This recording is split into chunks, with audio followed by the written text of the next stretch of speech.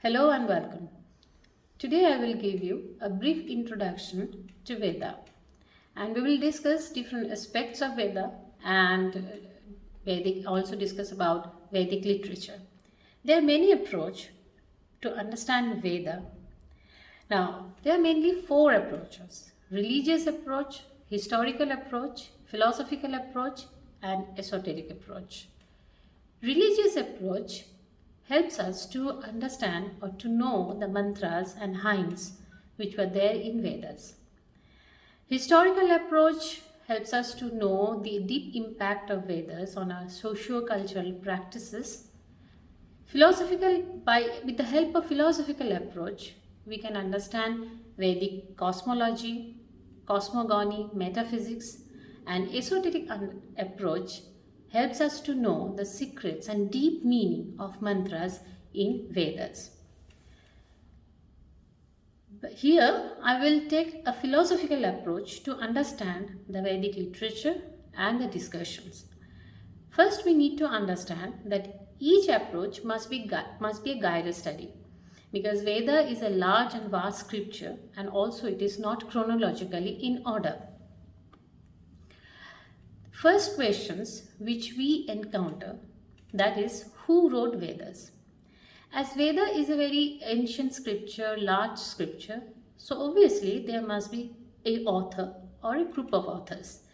But the word which comes first, that is, Veda is apurusheya or impersonal. Means Veda is not written by any human being.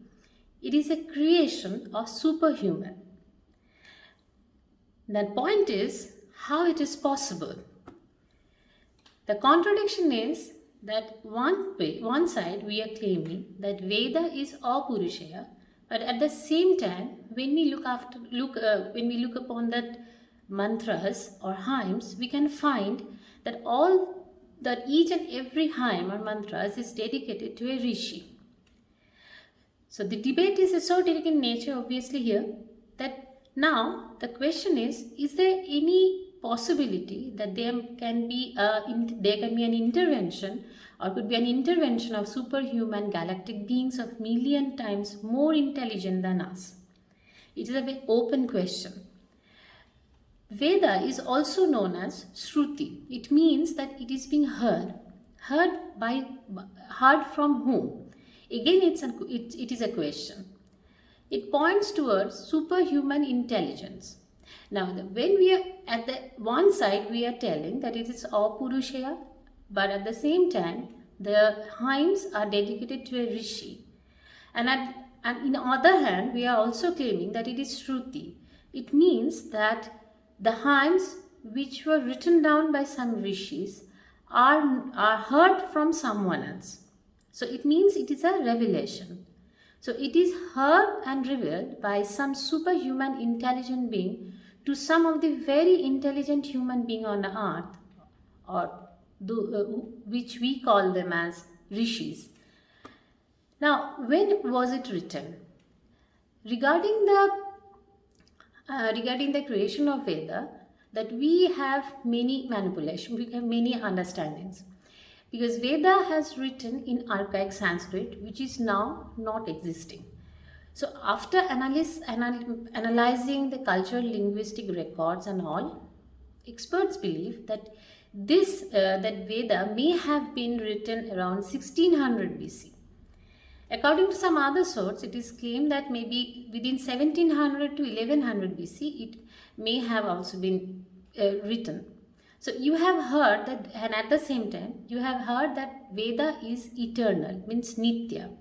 So Veda is apurusheya, impersonal, and also Veda is Nitya. So another contradiction arises here.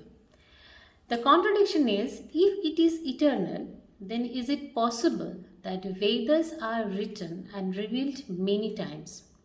And the same cycle goes on.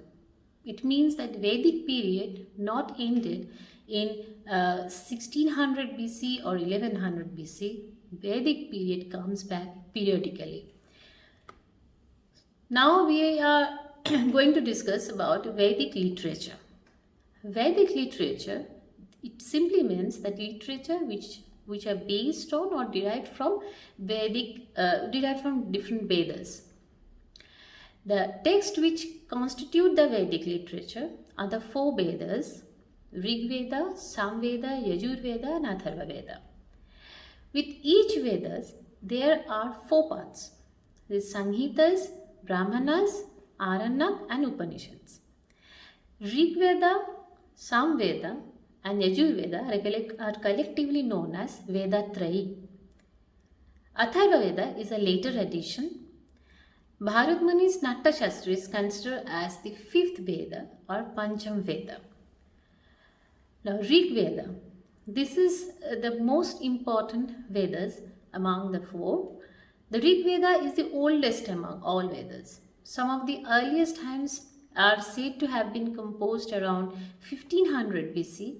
They were passed on from the guru to disciple or teacher to disciple orally.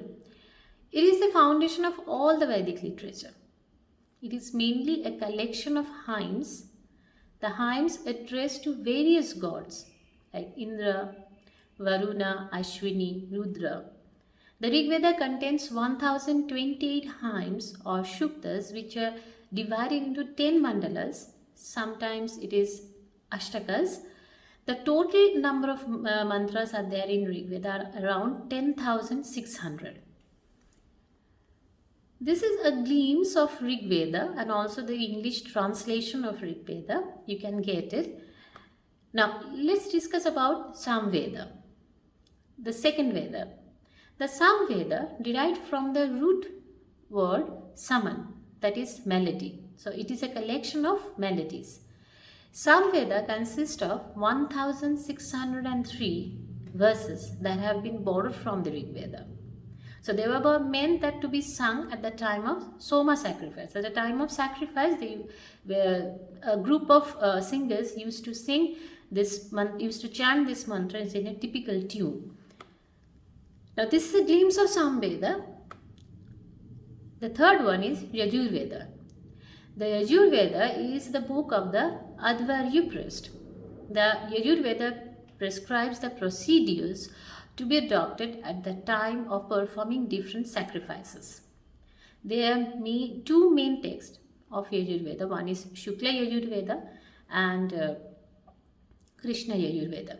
Shukla Yajurveda, also known as Vajasnai, and Krishna Yajurveda, Taittiriya, Kathaka, Maitrayani, Kapilsthali, all are part of Krishna Yajurveda.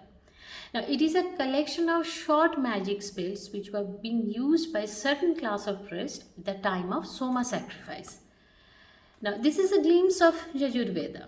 Now, Atharva Veda, it is the 4th one. The Atharva Veda is entirely different from the other 3 Vedas in content and also in style. It is the latest of the 4. As I have told you, there is a newer one, a later edition. However, it is equally important and interesting as it describes the popular beliefs and superstitions of the common people. For a very long time, it was not included into the category of Vedas, but it is at the same time, it is very important, as I have told you. If you see the content, if you see the structure of Atharva Veda, then it has 70 kandas and also 711 hymns and a collection of 5,987 mantras. Most of these hymns are used to ward off the evil spirits. So Atharva Veda also have different 2 parts, that is Paipalada and Shaunakya. Next is, this is a glimpse of Atharva Veda I have given you. Now, Brahmanas. As I have told you that each Veda consists of 4 parts: Samhitas, Brahmanas, Aranyaka and Upanishads. Samhitas are nothing but the hymns which were written in the Vedas. So after Samhita, which comes, that is Brahmanas. The Brahmanas explain the hymns of the Vedas. Each Veda has several Brahmanas. They are written in prose and they elaborately describe the various sacrifices and rituals along with the mystic meanings. These Brahmanas, in fact, are the elaborate commentaries on the various hymns written in Samhitas. The two Brahmanas attached to the Rig Veda. Each Veda can have more than one Brahmanas. Rig Veda is having two Brahmanas. One is Aitareya Brahmana and Kaushitaki Brahmana. The Shukla Yajurveda is appended with Shatpat Brahmana, which recommends 100 sacred paths or Shatpat. It is the most exhaustive and important of all the Brahmanas. The Gopata Brahmana is appended to the Atharva Veda. Now the Aranyaka, the third most important. The word Aranyaka means the forest, and these are called forest books, written mainly for the hermits and the students who are living in the jungles. These are the concluding portions of the Brahmanas and their appendices. There was a very strict rule regarding Aranyaka, that a strict code of secrecy was maintained over the Aranyakas. It was believed that the content would spell danger if taught to the uninitiated. So while teaching this Aranyaka or while understanding these things, one must be very cautious. They deal with mysticism and symbolicism. They form the natural transition of the Upanishad. Aranyaka is important because it builds a bridge between Brahmana and also Upanishad. Brahmana, which actually deals with the karma marg. It means that what we need to do, what we have to do, and the Jnana marg, the way of knowledge which the Upanishads advocated. This is the glimpse of Aitareya Aranyaka. Now, the Upanishads, the last part of the Veda. The word Upanishad has been derived from the root Upani and Sad, that is, the means to sit down near someone or Guru. It denotes a student sitting under the feet of his Guru. Later, it what began to be used for the sacred knowledge imparted by the Guru to the disciple or selected pupils. There are 108 Upanishads, among them 13 are major. Today the word is associated with philosophical knowledge and spiritual learning.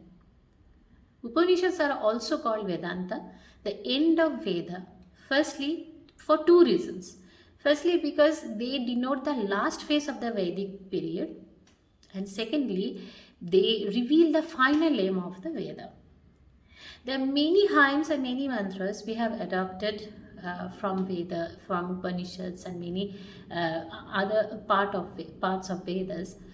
One of the very important hymn or mantra which we have borrowed from Upanishads, that is Satyameva Jayate. This is a part, and this is taken from Mundaka Upanishads. So from here, we can understand how Veda is important, how Veda is the intrinsic part of our tradition, culture and heritage. This is a very brief discussion on Veda. Thank you.